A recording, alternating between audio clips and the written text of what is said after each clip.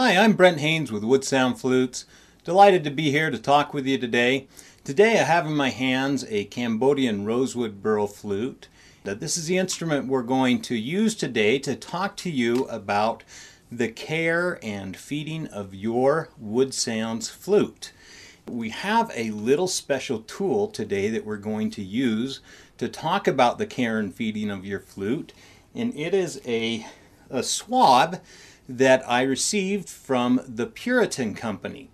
Puritan is a company that makes medical swabs. This little swab has a piece of foam on the end of it. So this is foam, not cotton. That's why I like these swabs from Puritan. These swabs don't fall apart when you put them into the flute, as we'll do here in a little bit. And so they absorb the moisture that gathers in the flute without getting any cotton fibers left behind in the first chamber of the flute.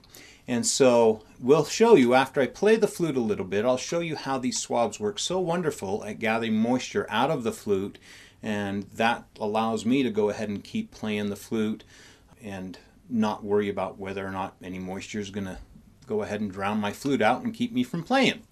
So that is the Puritan swab. You can look up Puritan on the web and find out more about them. The Puritan Medical Company.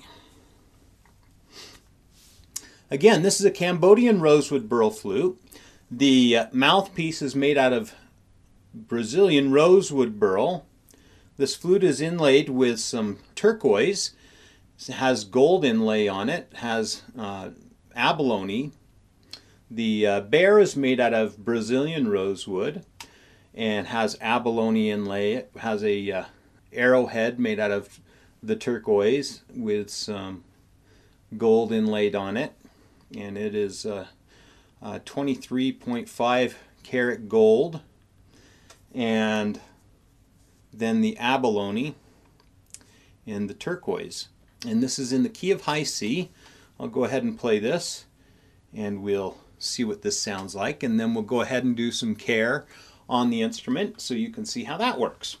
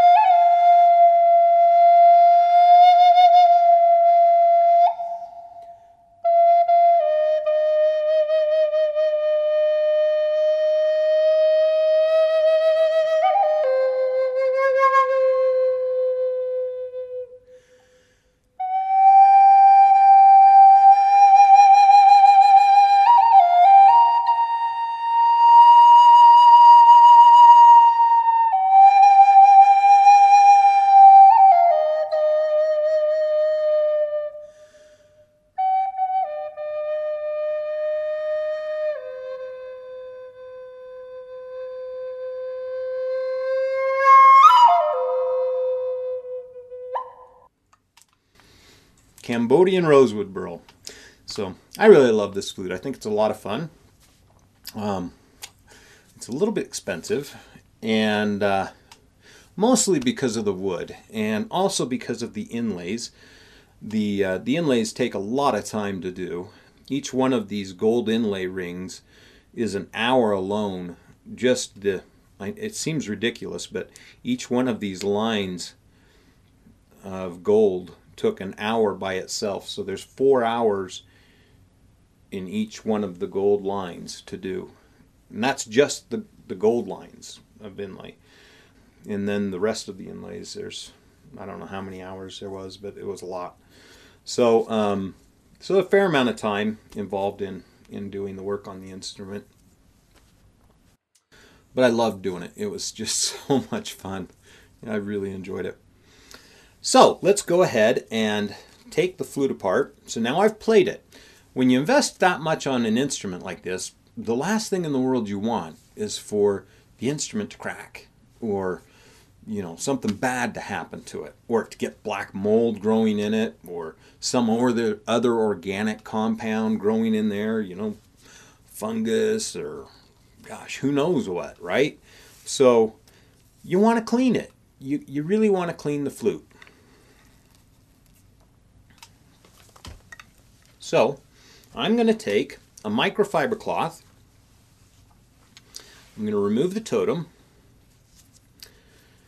and I'm going to clean the bottom of the totem. Now, you may be able to see the bottom of the totem has got some moisture on it. That's from my breath. Now, it's not spit, but that's moisture condensing on the bottom of the totem. And so I'm just going to clean that off. Now, if I was at a show, at a festival or something, you'd see me wiping that off on my pants, on my Levi's or something like that. I just wipe that off on my pants. I do that a lot. And that works just fine. Just some kind of cotton, just to wipe that off. And I'm going to just clean that off really good. I'm just going to set that over here on this table. And then I'm going to take this microfiber cloth. I love microfiber for cleaning my flutes. It doesn't hurt the finish. It is really easy on the finish, and yet it still cleans the finish really well. And I'm going to clean down into this air channel. I'm going to push the microfiber cloth with my finger down into the air channel, and I'm going to pull that moisture out of the air channel and clean it. Now, the bottom of the totem is left bare. It's left bare on purpose. The reason it's left bare is to absorb some of the moisture as I'm playing, so that the flute plays a little bit longer and doesn't wet out. But one of the things that can happen is some of the lignin, the material that holds the fibers of the flute together, some of the lignin can bleed out of the wood as it gets wet. And so I want to clean this area really good every time I'm done playing, so that that lignin doesn't build up in this area and kind of gum up the flute. Over time, that will stop to happen. That just kind of will stop happening. And so, particularly when it's new, I just always want to clean this. You get in the habit of cleaning your flute, and your flutes are always going to look new. If you aren't in the habit of cleaning your flute and you don't clean it, well, they're not going to always look new. But so I want to just clean it and polish it. Again, the microfiber works really good. The other thing I'm going to do is just take and tap my flute on this microfiber cloth, and that helps expel any excess moisture. Now, that's what I show people who don't have the Puritan swabs, because it gets the moisture out. But if you have with you a Puritan swab, ha ha ha! It gets really easy, because all you got to do is insert the swab, kind of push it around, and it absorbs the moisture. Now, what I've found is the swab isn't quite long enough to go all the way in. So we're going to do a couple of things. First thing we're going to do is I'm going to just insert it in, and kind of, as I insert it, I'm kind of twisting it. And then I'm going to put as I do that, that's going to absorb some of the moisture. So after I've put it in, I'm going to press the moisture into the microfiber cloth. or I can get a new swab. Each swab is about 20 cents. So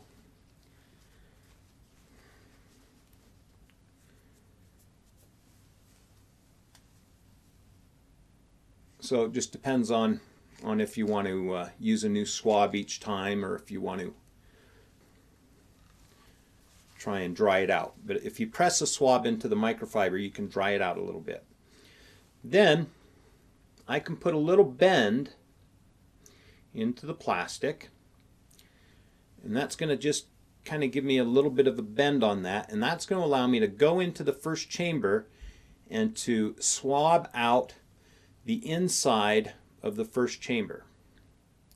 So I'm going to push it in, and as it goes in, you're going to feel it. It'll go in, and then all of a sudden, right about here, it's going to pop as that gets past the mouthpiece. It'll pop and it'll get in where it opens up and it gets bigger, and you'll feel it. And as soon as it does that, then I'm going to kind of start spinning it when it gets into the bigger area. And I'm going to spin it around as deep as I can go. And then I'll pull it back out.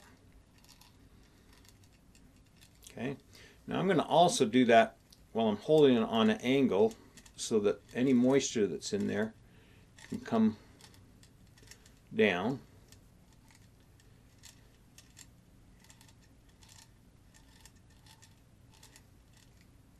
Then I'm going to pull that back out. Okay. You notice I like to put the flute back up under my arm when I'm done.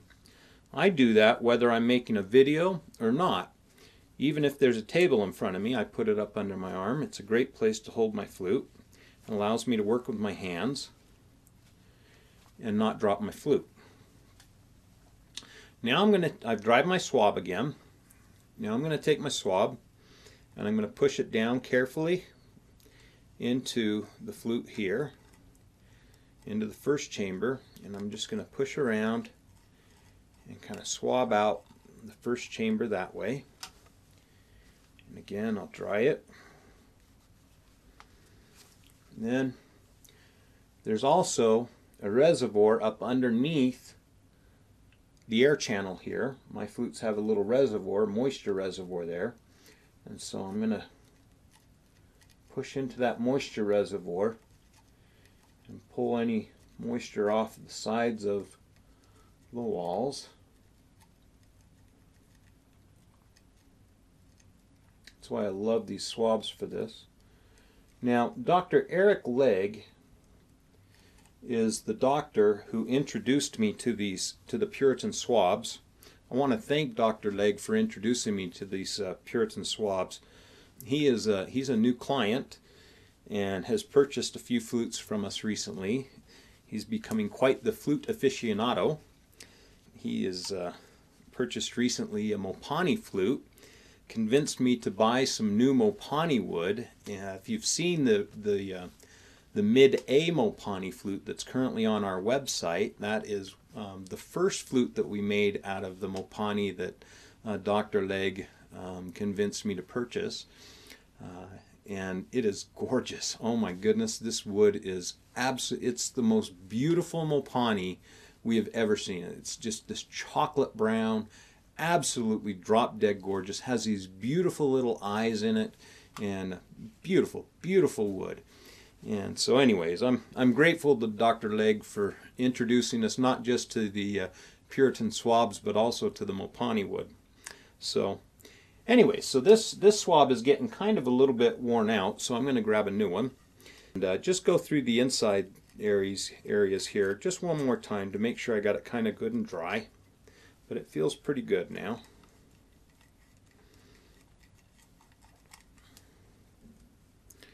And feels nice and clean now. That feels good. So now that flute is nice and dry. The bottom of the totem is dry. Now, ideally at this point, what I would normally do is I would go ahead and leave the totem off of the flute, because there's still moisture in this first chamber. It's still got some moisture in the air, and a little bit of moisture on the walls, and I would let that evaporate for another hour or so to let all of that moisture get driven out of that first chamber.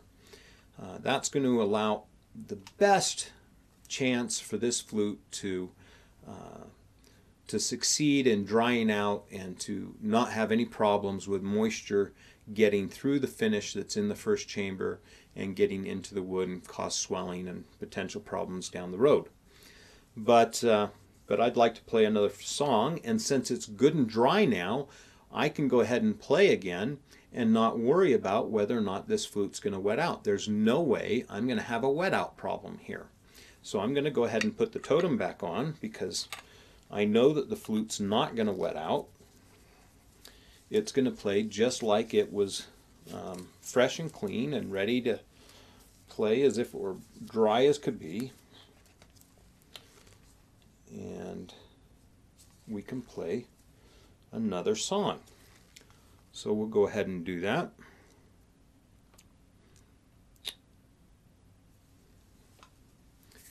And we'll close with Amazing Grace.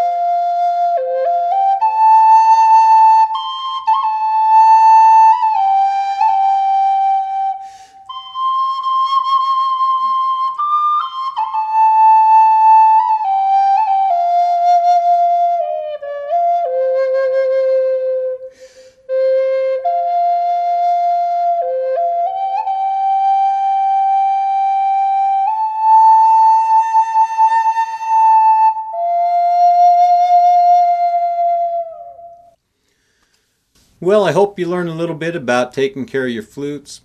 Enjoyed the flute there, and hope you have a wonderful day. If you have any questions, by all means, give me a call. Look forward to talking to you. 801-822-1415.